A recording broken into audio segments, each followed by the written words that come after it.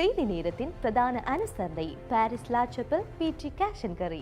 வீட்டரசிகளின் விருப்பத்துக்குரியவர்கள் விடி cash and carry. உங்கள் சமையல் கூடத்திற்கு தேவையான உணவுப் பொருட்கள், காய்கறிகள், கடல் உணவு வகைகள் அனைத்தும் தரமாக எப்பொழுதும் மலிவாக பெற்றுக்கொள்ளவும், சமையல் பாத்திரங்கள் அனைத்தும் தெரிவு செய்யவும் விடி கேஷ் அண்ட் கேரி லா சப்பல்.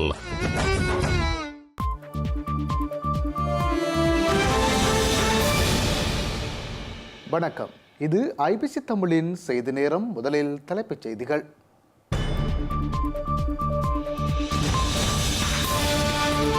இலங்கை தமிழரசு கட்சி மீது தொடர்ந்தும் சட்ட இறுக்கங்கள், யாப்பு மீறல் இடம்பெறுவதாக சிவமோகன் வழக்கு தாக்கல். குற்றப்புலனாய்வு திணைக்களத்தில் முன்னிலையான கருணா, துணைவேந்தர் ரவீந்திரநாத் கடத்தல் விவகாரம் தொடர்பில் வாக்குமூலம். கடற்றொழிலாளர்களின் விவகாரத்தில் பதிலளிக்க தவறிய இந்தியா, அனுர நடவடிக்கை எடுக்க வேண்டும் என்கிறார் டக்ளஸ். நாடாளுமன்ற வளாகத்தில் காங்கிரஸ் மற்றும் பாஜக உறுப்பினர்கள் மோதல், பாஜக உறுப்பினர்கள் 2 மருத்துவமனையில் அனுமதி. மயோட் தீவிற்கு சென்ற பிரெஞ்சு அரசு தலைவர் சிடோ சூறாவளியின் தாக்கங்களை பார்வையிட்டார். பிரான்சை உலுக்கிய கூட்டு பாலியல் வன்புணர்வு சம்பவம், கணவருக்கு 20 ஆண்டுகள் சிறை தண்டனை வழங்கி தீர்ப்பு.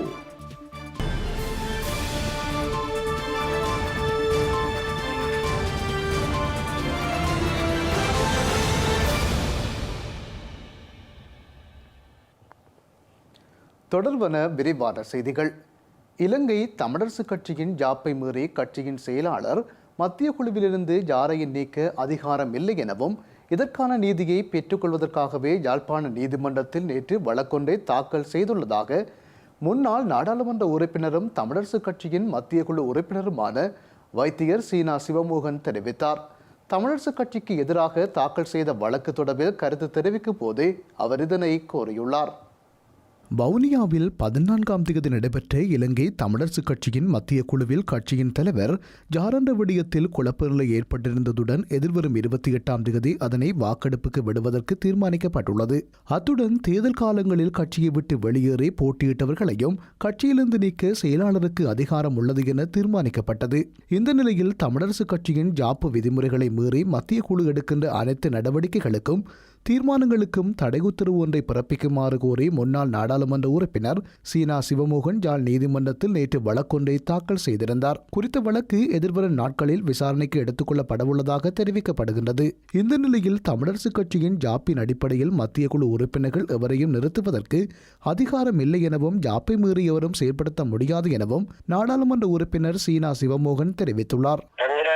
ஜாப்பின் அடிப்படையில மத்திய குழுவுக்கு இந்த அதிகாரம் இல்ல, யாரையும் நிப்பாட்டுறதுக்கும் வேண்டுறதுக்கும் தலைவர், செயலாளர் உட்பட சகல உறுப்பினர்களும் எந்த ஒரு மத்திய குழு உறுப்பினரையும் அவைய நிப்பாட்டிடாது. அவைய நிப்பாட்டலாம் யாரையண்டா மாவட்ட குழுவில அல்லது பிரதேச குழுவில மூலக்கிளையில எங்கேயும் பிளவுட்டாக்க இது டேபிளுக்கு வந்ததுண்டா அதை நிப்பாட்டலாம். மற்றும்படி இந்த மூலக்கு இதுல உள்ள யாரையும் நிப்பாட்டுறதுக்கு செயலாளருக்கு அதிகாரம் இல்லை.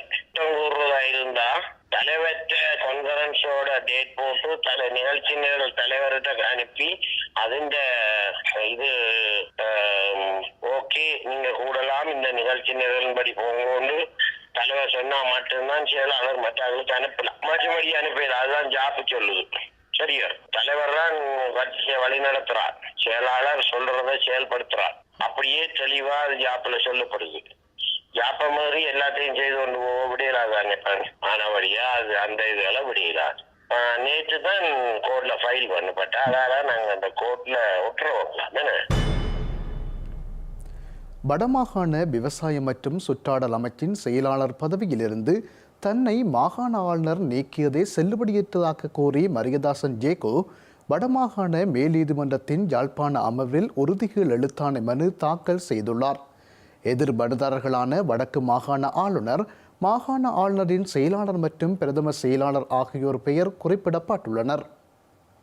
மன்னார் நீர்ப்பாசன திணைக்களத்தில் கடமையாற்றி வந்த பராமரிப்பு தொழிலாளிக்கும் திணைக்கள உயர் அதிகாரிக்கும் இடையில் ஏற்பட்ட கைகலப்பை தொடர்ந்து மூவர் கொண்ட ஆரம்ப விசாரணை நடத்தப்பட்டு விசாரணை அறிக்கையின் பரிந்துரையின் பிரகாரம் இருவரையும் தற்காலிகமாக இடமாற்றம் செய்வதற்கு உத்தரவிடப்பட்டது. அந்த இடமாற்றத்துக்கு எதிராக மன்னார் மேல் நீதிமன்றத்தில் வழக்கு தாக்கல் செய்யப்பட்ட நிலையில் இடமாற்றம் தொடர்பாக எவ்வித நடவடிக்கையும் எடுக்கப்படக்கூடாது என்று மன்னார் மேல் நீதிமன்றத்தால் இடைக்கால கட்டளை பிறப்பிக்கப்பட்டிருந்தது. இந்த நிலையில் கடந்த வருடம் நவம்பர் மாதம் 22ஆம் தேதி ஆளுநரின் செயலாளர் குறித்த இடமாற்றத்தை இடைநிறுத்தி மன்னார் அலுவலகத்துக்கு அந்த இடமாற்றத்தை செயற்படுத்துமாறு பணித்துள்ளார். இதையடுத்து மனுதாரர் ஆளுநரை அவரது அலுவலகத்தில் சந்தித்து நீதிமன்ற வழக்கு தொடர்பில் சுட்டிக்காட்டியிருந்த நிலையில் ஆளுநர் தனது செயலாளரின் பணிப்பின் பெயரில் செயற்படுமாறும் இல்லாவிடில் பதவியிலிருந்து நீக்கப்படுவீர்கள் என்றும் எச்சரித்துள்ளார். இதைத் தொடர்ந்தே தான் பதவி நீக்கம் செய்யப்பட்டதாக மனுதாரர் தனது மனுவில் கூறியுள்ளார். இந்த நிலையில் முன்னாள் வடக்கு மாகாண விவசாய அமைச்சர் மரியதாசன் ஜேகு உறுதிக்கோள் எழுத்தாணை மனுவை வடக்கு மாகாண மேல் நீதிமன்றத்தின் யாழ்ப்பாணம் அமர்வில் தாக்கல் செய்துள்ளார். தனது சிரேஷ்ட சட்டத்தரணி கலாநிதி குமார வடிவேல் குருபரன் வழிபடுத்தலில்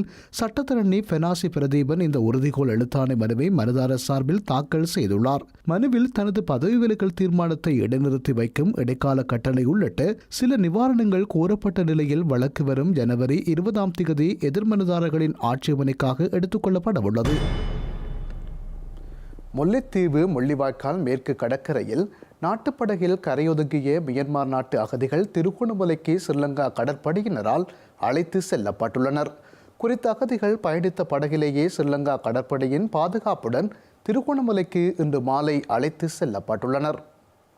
முல்லைத்தீவு முள்ளிவாய்க்கால் மேற்கு கடற்கரை பகுதியில் 100க்கும் மேற்பட்ட மியன்மார் அகதிகள் பயணித்த நாட்டு படகு ஒன்று இன்றைய தினம் கரையொதுங்கியது. மியன்மாரில் நடக்கும் உள்நாட்டு யுத்தம் காரணமாக வேறு நாட்டில் தஞ்சங்கோரும் வகையில் 100க்கும் மேற்பட்டோர் நாட்டுப்படகில் புறப்பட்டுள்ளனர். இந்த நிலையில் தற்போதைய காலநிலை காரணமாக படகு இலங்கையை நோக்கி தள்ளப்பட்டதன் காரணமாகவே முள்ளிவாய்க்காலில் கரை ஒதுங்கியுள்ளது. குறித்த படகில் 10 நாட்களுக்கும் அதிகமாக இருந்தமையினால் உணவுகள் எதுவுமின்றி அவதிப்பட்டுள்ளனர். சிலர் மயக்கமும் அடைந்துள்ளனர். குறித்த படகில் 10க்கும் மேற்பட்ட சிறுவர்கள், கர்ப்பிணி பெண்கள் மற்றும் வயோதிபர்களும் இருப்பதாக கூறப்படுகின்றது. குறித்த விடயம் கடற்படையினருக்கு அறிவிக்கப்பட்டதை தொடர்ந்து மேலதிக நடவடிக்கைகள் மேற்கொள்ளப்பட்டன. மீனவ அமைப்புகள் உள்ளிட்ட மக்களால் உலருணவு பொருட்கள், உணவுகள் வழங்கப்பட்ட நிலையில் இராணுவத்தினர் மதிய உணவு வழங்கியுள்ளனர். குறித்த நாட்டுப்படகை கரைக்கு கொண்டு வர முடியாத நிலையில் கடற்படையினரின் கப்பல் உதவியுடன் நாட்டுப்படகு திருகோணமலைக்கு கொண்டு செல்லப்பட்டுள்ளது. ஸ்ரீலங்கா ஜனாதிபதி அனுரகுமார திசாநாயக்க தலைமையிலான அரசாங்கத்தில் கடந்த காலங்களில் இடம்பெற்ற குற்றச்செயல்கள் தொடர்பில் மீள விசாரணைகள் ஆரம்பிக்கப்பட்டுள்ள நிலையில் முன்னாள் நாடாளுமன்ற உறுப்பினர் கருணா என அழைக்கப்படும் விநாயகமூர்த்தி முரளிதரன் இன்றைய தினம் குற்றப்புலனாய்வு திணைக்களத்தில் முன்னிலையாகியுள்ளார். கிழக்கு பல்கலைக்கழக முன்னாள் துணைவேந்தர் ரவீந்திரநாத் கடத்தல் விவகாரம் தொடர்பில் வாக்குமூலம் பெற்றுக்கொள்வதற்காகவே தான் அழைக்கப்பட்டதாக கருணா தெரிவித்தார். அதாவது உபவேந்தர் ரவீந்திரநாத் அவர்கள் கடத்தப்பட்டது சம்பந்தமாக சில கருத்துக்களை என்னிடம் சிஐடியினர் கேட்டு அறிந்து கொண்டனர். அவை அதில் தெரிந்த விடயங்களை நான் தெளிவாக அவர்களுக்கு கூறியிருக்கின்றேன். இந்திய கடத்தொழிலாளர்களின் பிரச்சினை தொடர்பில் தீர்க்கமான ஒரு முடிவை இந்திய பயணத்தின் போது அனுரகுமார திசாநாயக்க எட்டவில்லை என முன்னாள் கடத்தொழில் அமைச்சர் டக்ளஸ் தேவானந்தா தெரிவித்துள்ளார். கடத்தொழிலாளர் விடயத்தில் மனிதாபிமான அணுகுமுறை கையாளுமாறு இந்தியா வலியுறுத்தியுள்ள விடயம் கேள்விக்குட்படுத்தப்பட வேண்டும் எனவும் டக்ளஸ் தேவானந்தா குறிப்பிட்டுள்ளார். அத்துடன் நாடாளுமன்ற உறுப்பினர்களின் கல்வித் தகமையை விட மக்களுக்கான சேவையை வழங்கும் அனுபவமே அவசியம் எனவும் யாழில் இடம்பெற்ற ஊடக சந்திப்பில் டக்ளஸ் தேவானந்தா குறிப்பிட்டுள்ளார்.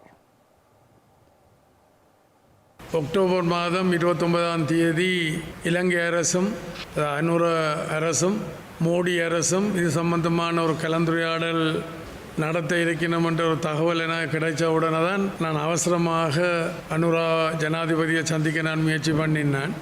இந்த பிரச்சனை சம்பந்தமாக எங்களுடைய நிலப்பாடு, என்னுடைய அனுபவம் என்னன்றதை நான் அவருக்கு விளங்கப்படுத்தினது. அது 100% அதை ஏற்றுக்கொண்ட மாதிரி கதைச்சார். ஆனால் இப்போ மனிதாயமான அடிப்படையில் அதை கையாளுறன்ற ஒரு இணக்கப்பாட்டை தான் 2 நாட்டு தலைவர்களும் வெளிப்படுத்தி இருக்கணும். அப்போ அந்த மனிதாயமானம் என்பது என்ன? மனிதாயமானம் என்பது ஒரு தரப்புக்கா இல்லாட்டி 2 தரப்புக்குமா இல்லை எல்லா தரப்புக்குமா?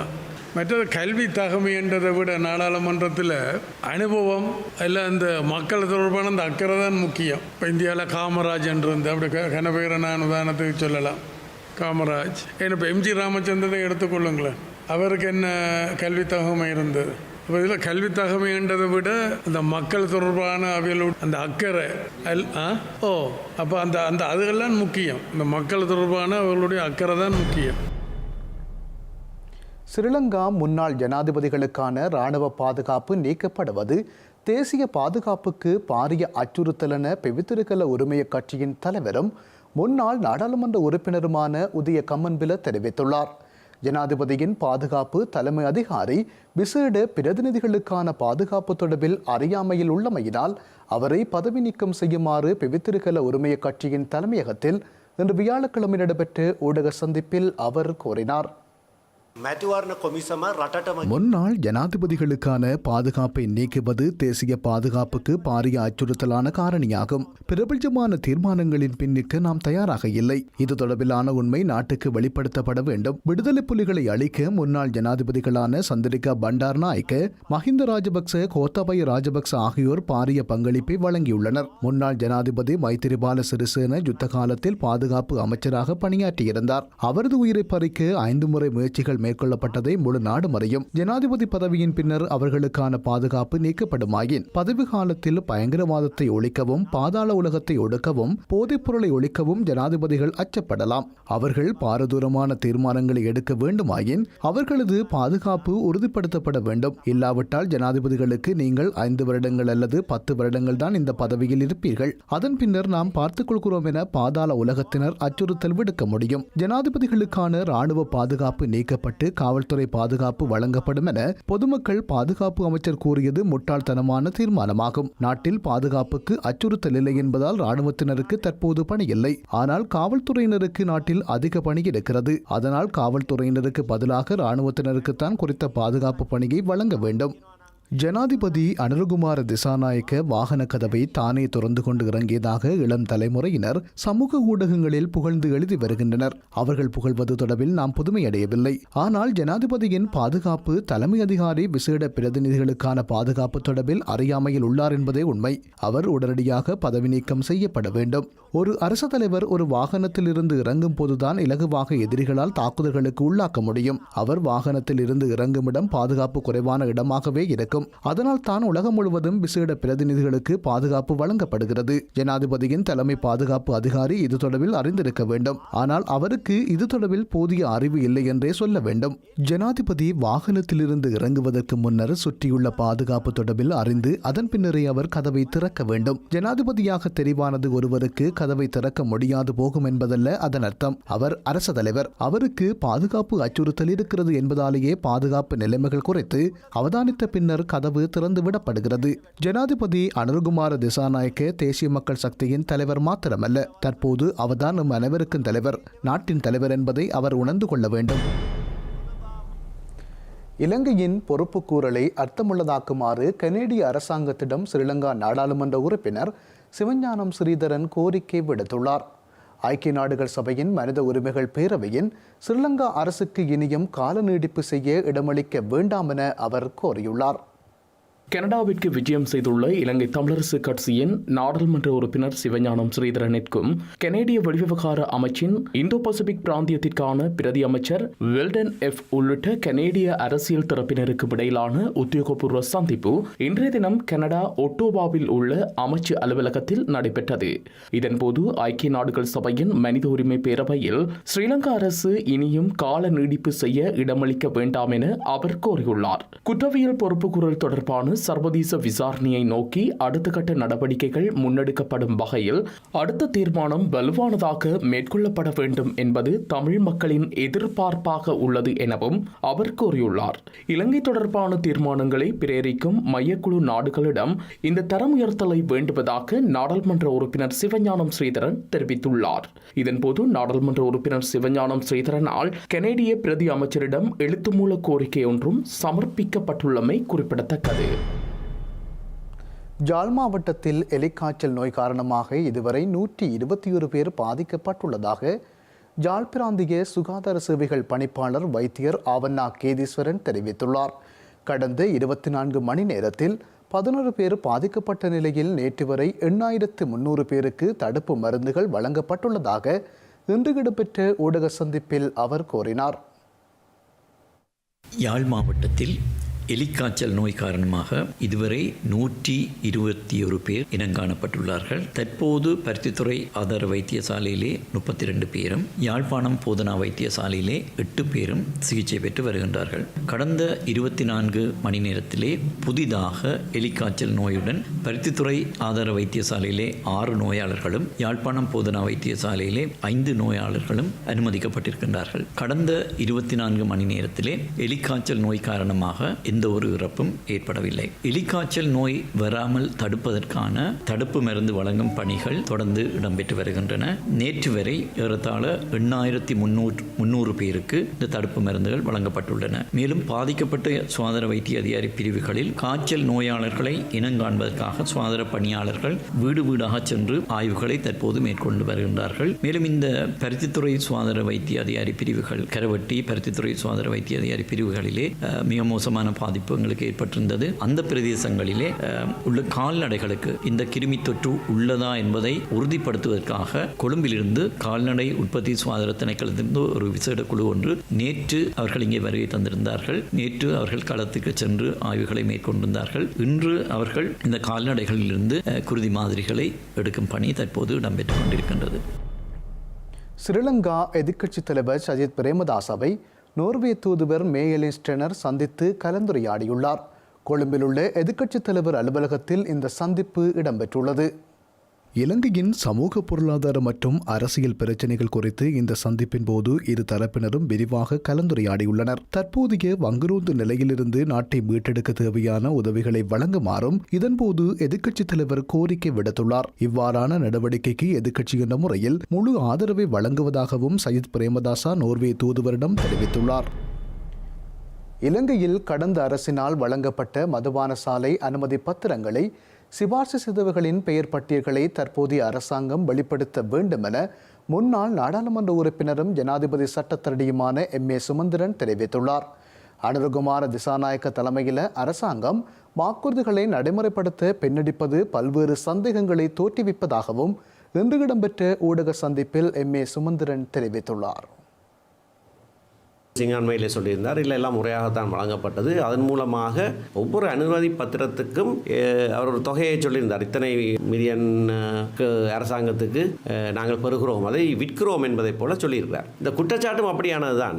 சிபார்சு யாருடைய சிபார்சிலே அது வழங்கப்பட்ட என்றால் அந்த சிபார்சு செய்தவர் அதை அந்த மதுபான சாலை உரிமையாளருக்கு விற்றிருக்கிறார்கள், பல கோடி ரூபாய்களுக்கு விற்றிருக்கிறார்கள் என்பதுதான் அந்த முறைகேடான விடயம். ஆகவே சட்டத்துக்கு அமைவாக வழங்கப்பட்டிருந்தாலும் கூட அதை ஒரு அரசியல் லஞ்சமாக அதை சிபார்சு செய்தவர்கள் அதை விட்டு பணமாக்கக்கூடிய விதத்திலே அது கொடுக்கப்பட்டிருந்தால் அது லஞ்சம், அது முறைகேடானது. அது மட்டுமல்ல, சில வேளைகளிலே சட்டவிரோதமானதாக கூட இருக்கலாம். நான் ஏற்கனவே சொன்னதைப் போல உச்சநீதிமன்றத்தில் இருக்கிற வழக்கிலே ஒரு விடயம் தெளிவுபடுத்தப்பட்டிருக்கிறது.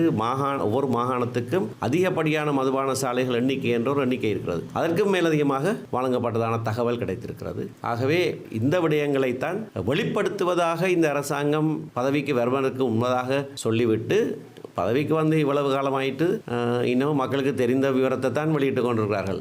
ரோட்டால் போனால் அந்த மதுபான சாலையை அண்ணாந்து பார்த்தா அதில் யார் உரிமையாளர்ன்றது தெரியும். அதை பாராளுமன்றத்தில் ஒரு பட்டியலாக வெளியிட வேண்டிய அவசியம் கிடையாது. வெளியிட வேண்டிய தகவல் இந்த ஒவ்வொன்றும் யாருடைய சிபார்சின் பேரில் கொடுக்கப்பட்டது என்பதுதான் முக்கியமான தகவல். அதை அவர்கள் இன்னமும் மறைத்து கொண்டே இருக்கிறார்கள். ஸ்ரீலங்கா எதிர்க்கட்சித் தலைவர் சஜித் பிரேமதாச தனது கல்வித்தகமை குறித்த சான்றிதழ்களை கன்சார் திணைக்களத்தில் சமர்ப்பிக்கவில்லை எனவும் சமர்ப்பித்த பின்னர் அதன் உண்மைத்தன்மை குறித்து ஆராயப்படும் என அமைச்சரவை பேச்சாளர் அமைச்சர் நலிந்த ஜேதிச தெரிவித்துள்ளார். ஸ்ரீலங்கா அரசாங்கத்தில் உள்ள நாடாளுமன்ற உறுப்பினர்கள் தகமைகளை நிரூபிப்பதில் எந்த விதமான சிக்கல்களும் இல்லை எனவும் நலிந்த ஜேதிச குறிப்பிட்டுள்ளார். முன்னாள் சபாநாயகர் அசோக ரன்பில்லவின் பட்டம் போலியானது அல்ல. ஆனால் அவரால் தற்போது அதனை நிரூபிக்க முடியாதுள்ளது. அதன் காரணமாகவே அவர் பதவி விலகினார். ஏனைய வைத்தியர்கள் மற்றும் சட்டத்தரணிகளின் பட்டங்கள் குறித்து எமது நாட்டுக்குள்ளேயே உறுதிப்படுத்திக் கொள்ளக்கூடிய வாய்ப்புகள் உள்ளன. அமைச்சர் ஹர்சன ராஜகர்ணாவிற்கும் அரசின் சிரேஷ்ட சட்டத்தரணி என்ற பதவி கிடைக்கப்பெற்றிருந்தது. அவர் அரசாங்கத்தின் உயர் சட்டத்தரணியாக செயற்படும் போது மாத்திரமே அந்த பதவியை பயன்படுத்தினார்.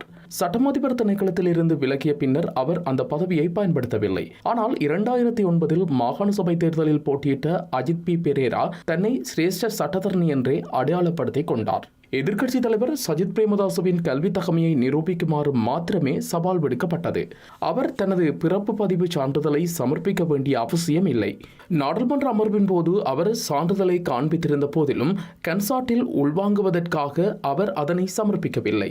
எதிர்க்கட்சித் தலைவர் தனது சான்றிதழை சமர்ப்பித்ததன் பின்னர் அதன் உண்மைத்தன்மை குறித்து ஆராயப்படும். சர்வதேச நாணய நிதியம் நிர்ணயித்த இலக்குகளை தாண்டி இலங்கையின் வெளிநாட்டு கையிருப்பு சுமார் 6.5 பில்லியன் அமெரிக்க டாலர்களை எட்டியுள்ளதாக இலங்கை மத்திய வங்கியின் ஆளுநர் கலாநிதி நந்தலால் வீரசிங்க தெரிவித்துள்ளார். அத்துடன் இலங்கையின் பணவீக்கம் அதிகரித்தால் வட்டி வருமானத்தின் பெறுமதி குறைந்துவிடும் எனவும் மத்திய வங்கியின் ஆளுநர் நந்தலால் வீரசிங்க தெரிவித்துள்ளார். இலங்கை தனது வெளிநாட்டு கையிருப்பை வெற்றிகரமாக கட்டியெழுப்பியுள்ளது. தற்போது பொருளாதாரம் ஸ்திரப்படுத்தப்பட்டுள்ளதால் வாகன இறக்குமதியை மீண்டும் ஆரம்பிக்க வேண்டியுள்ளது. நாட்டின் வெளிநாட்டு கையிருப்பில் பாதிப்பு ஏற்படாத வகையில் வாகன இறக்குமதி மேற்கொள்ளப்படும். பொருத்தமான நிதிக் கொள்கைகள் வாகன இறக்குமதியை கட்டுப்படுத்த உதவும். பணவீக்கம் அதிகரித்தால் வட்டி வருமானத்தின் பெறுமதி குறைந்துவிடும். வட்டி வீதங்கள் குறையும் போது வைப்புகளுக்கான வட்டி வருமானம் குறைவடையும். ஆனால் இலங்கையிலேயே மக்கள் வட்டி பணத்தில் வாழ்க்கையை நடத்த முயற்சி செய்கின்றார்கள். ஏனைய நாடுகளில் வட்டி வீதங்கள் மிகவும் குறைவாகும். எனவே அங்கு பணத்தை வைப்பு செய்து அதில் கிடைக்கும் வட்டி வருமானத்தில் வாழ்வது கடினமாகும். அதனை விட அந்த பணத்தை வேறு வழிகளில் முதலீடு செய்து உழைக்கலாம். எனினும் இலங்கையில் வட்டி வீதங்கள் அதிகம் என்பதால் வைப்புகளை வைத்து வரும் வட்டியில் வாழ முயற்சிக்கின்றனர். எனினும் பணவீக்கம் அதிகரித்தால் வட்டி வருமானத்தின் பெறுமதி குறைந்துவிடும். ஸ்ரீலங்கா காவல்துறையினரின் வாகன தேவைகளை நிவர்த்தி செய்வதற்காக இந்திய அரசாங்கம் நிதியுதவி வழங்குவதற்கு இணங்கியுள்ளதாக அமைச்சரவை பேச்சாளர் அமைச்சர் நலிந்த ஜேதிச தெரிவித்துள்ளார். இதற்காக 300 மில்லியன் ரூபாவை இந்தியா ஒதுக்கீடு செய்துள்ளதாகவும் இன்று நடைபெற்ற அமைச்சரவை முடிவுகளை அறிவிக்கும் செய்தியாளர் சந்திப்பில் நலிந்த ஜேதிச தெரிவித்துள்ளார். இந்திய அரசாங்கம் இலங்கைக்கு நிதியுதவி வழங்க இணங்கியுள்ளது. ஸ்ரீலங்கா காவல்துறையினருக்கான வாகன தேவைகளை நிவர்த்தி செய்ய 300 மில்லியன் ஒதுக்கீடு செய்யப்பட்டுள்ளது. வடமாகாணத்தில் உள்ள காவல்துறை நிலையங்களின் செயற்பாட்டு தேவைகளை பூர்த்தி செய்வதற்கு வாகனங்களை வழங்குவதற்கு இந்த மானியம் பயன்படுத்தப்படும். இதன்படி மானியத்தை முறைப்படுத்துவதற்காக இரு நாடுகளுக்கும் இடையே புரிந்துணர்வு ஒப்பந்தம் செய்து கொள்ள பொது பாதுகாப்பு மற்றும் நாடாளுமன்ற விவகார அமைச்சர் சமர்ப்பித்த முன்மொழிவுக்கு அமைச்சரவை ஒப்புதல் அளித்துள்ளது. செய்திகளின் நிறைவாக மீண்டும் தலைப்புச் செய்திகள்.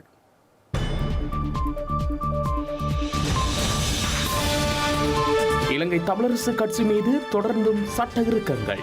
ஜாப்பு மீறல் இடம்பெறுவதாக சிவமோகன் வழக்கு தாக்கல். குற்றப்புலனாய்வு திணைக்களத்தில் முன்னிலையான கருணா, துணைவேந்தர் ரவீந்திரநாத் கடத்தல் விவகாரம் தொடர்பில் வாக்குமூலம். கடற்றொழிலாளர்களின் விவகாரத்தில் பதிலளிக்க தவறிய இந்தியா, அனுர நடவடிக்கை எடுக்க வேண்டும் என்கிறார் டக்ளஸ்.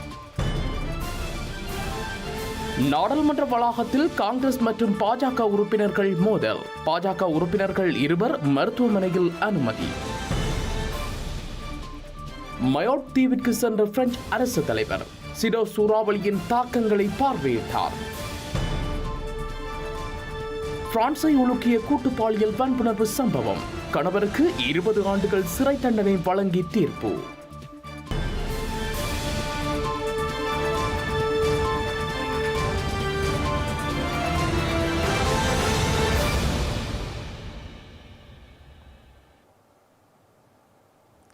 இத்துடன் ஐபிசி தமிழின் செய்தி நேரம் நிறைவடைகின்றது. உடனுக்குடன் செய்திகளை அறிந்து கொள்ள ibctamil.com என்ற எமது இணையதளத்தை பார்வையிடுங்கள். வணக்கம்.